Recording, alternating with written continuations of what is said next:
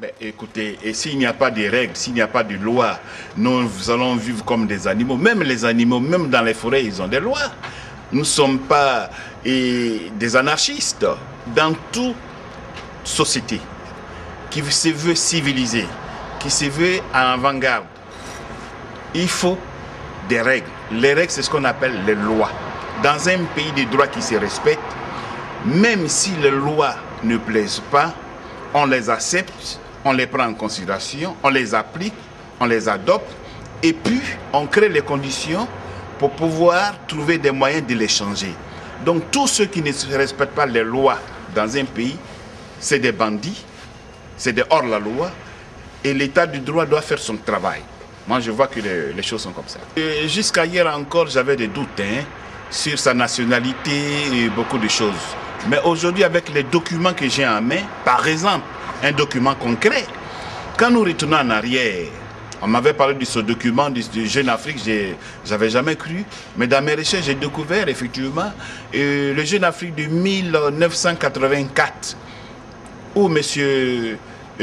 Béchir Ben Yamed de Jeune Afrique, enfin le directeur, Jeune Afrique présentait M.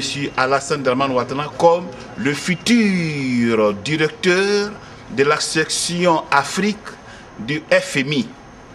Et il le présentait comme jeune burkinabé qui a étudié aux États-Unis à Pennsylvanie et puis né en Côte d'Ivoire de parents burkinabés et ainsi de suite. Beaucoup de choses. Mais alors, devant ces faits concrets, cette réalité, on a appris à s'étonner.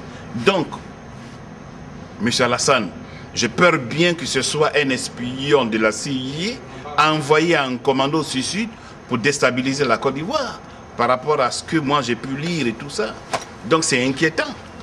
Alors moi je souhaite qu'il se ressaisisse et qu'il entame effectivement un dialogue avec le président de la République, avec tous les Ivoiriens, parce que nous, en Côte d'Ivoire, ben, nous ne sommes pas des belliqueux, nous n'avons pas la guerre. Mais néanmoins, si des gens veulent la guerre, ben, on sera contraint de nous défendre.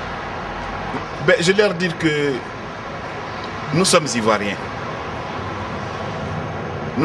On n'aime pas la guerre, on aime la paix, on aime vivre en paix avec tout le monde. Cependant, tout individu qui veut la guerre, on va la faire.